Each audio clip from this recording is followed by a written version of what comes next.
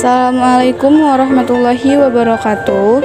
Kami dari kelompok 1 ingin menjelaskan tentang peradaban Islam di masa Daulah Utsmaniyah, yang menjelaskan tentang sejarah lahirnya, strategi dan kebijakannya, kemajuan peradaban, kemunduran dan kehancuran, serta kesimpulan. Sejarah lahirnya Daulah Utsmani. Daulah Utsmani berasal dari salah satu suku di Turki Barat, yaitu suku Kayi.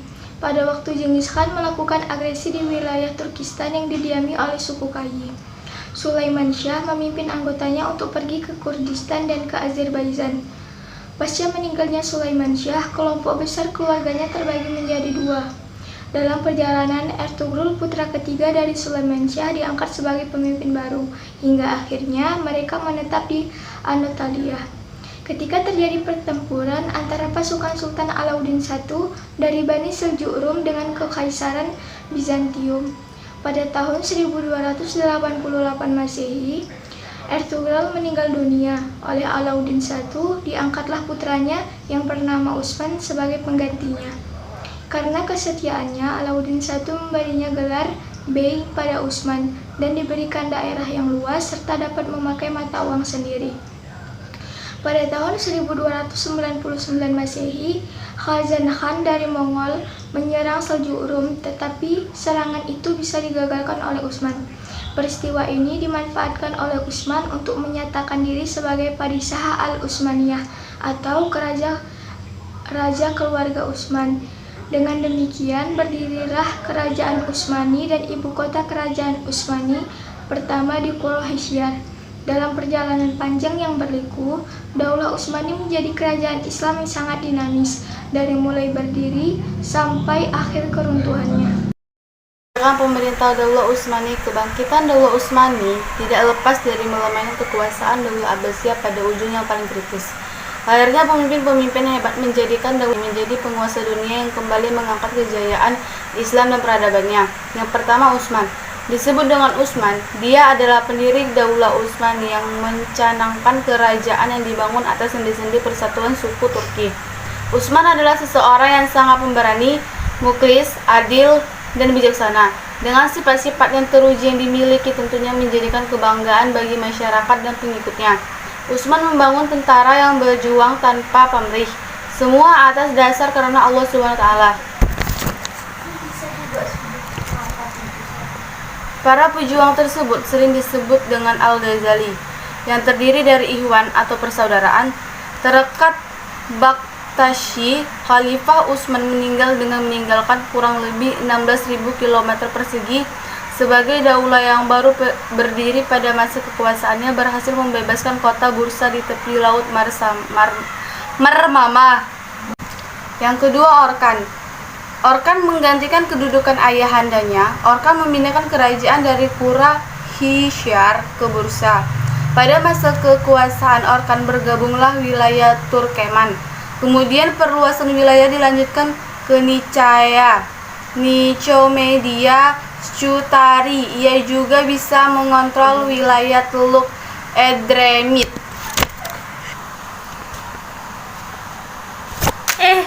Tunggu jadi aku. Orkan berhasil mendirikan jabatan Sadar Az-Zamma atau Perdana Menteri.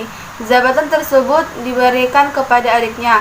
Sampai dengan akhirnya usia Orkan berusaha untuk membentuk pemerintahan yang kuat. Yang ketiga, Murad I. Setelah Sultan Orkan wafat, kedudukannya digantikan oleh Murad I, yang merupakan putra kedua dari Orkan. Sultan Murad adalah sosok yang sangat pemberani, gemar berjihad, dermawan, dan tekun menjalankan agama.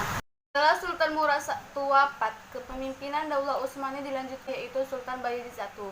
Dia orang yang sangat pemberani, cerdas, murah hati.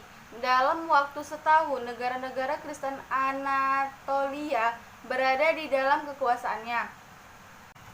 Bayezid bergerak begitu cepat di antara dua Balkan dan Anatolia. Oleh karena itu, dia diberi gelar Yaldrum atau Kilat.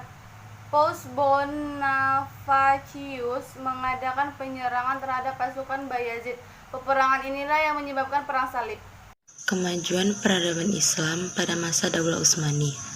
kebangkitan Daulah Utsmani diprakarsai oleh Muhammad I. Muhammad I berhasil meredam perselisihan antara putra-putra Bayazid.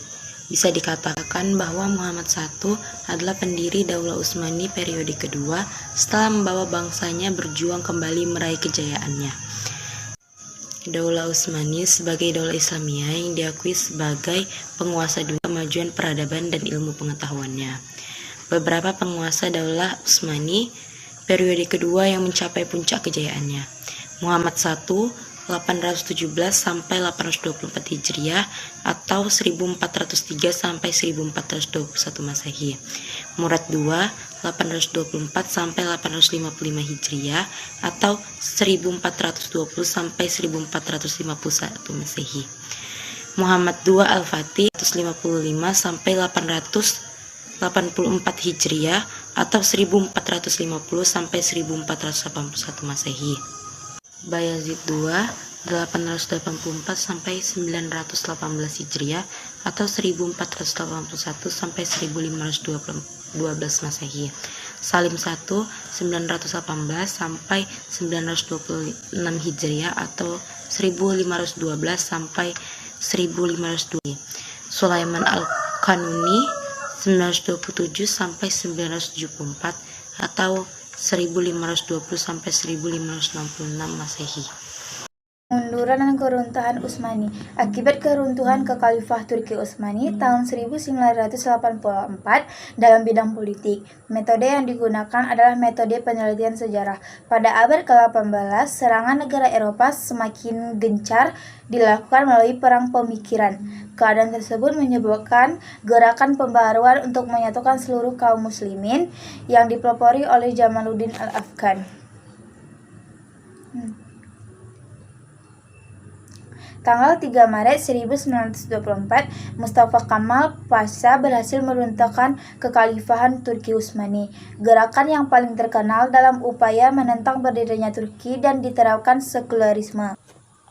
Sekularisme dilakukan secara ekstrim, terlintas dari pengambilan secara menyeluruh hukum berdasarkan analisis, maka dapat disimpulkan bahwa penyebab keruntuhan kekhalifahan Turki Utsmani ada dua faktor. Penyebab keruntuhan Kekhalifah Turki Utsmani diawali dengan peristiwa gerakan Turki. Kemudian Mustafa Kamal mengadakan pembaharuan untuk meruntuhkan Kekhalifah Turki Utsmani. Kesimpulan Utsmaniyah. Setelah abad 16, Daulah Turki Utsmaniyah telah mulai kelihatan melemah. Barat bangkit, satu persatu wilayah Daulah Turki Utsmaniyah menjadi bagian. Kekuasaan dalam suasana seperti itu, terutama Sultan Mahmud melakukan pembaharuan diantaranya dengan melalui pembangunan pendidikan dengan memperbaiki sistem pendidikan baik dari segi kualitas, jenis maupun dari segi kualitasnya. Tetapi dampak dari usaha pun baruannya di bidang pendidikan di samping sisi-sisi positif, juga dampak negatif bagi Daulah Turki Utsmaniyah, yaitu lahirnya para tokoh pemikiran modern yang membawa kepada lahirnya negara Republik Turki modern yang berdasarkan nasional sekuler dalam negeri Turki. Cukup sekian penjelasan dari kelompok kami. Wabillahi taufiq wal hidayah. Wassalamualaikum warahmatullahi wabarakatuh.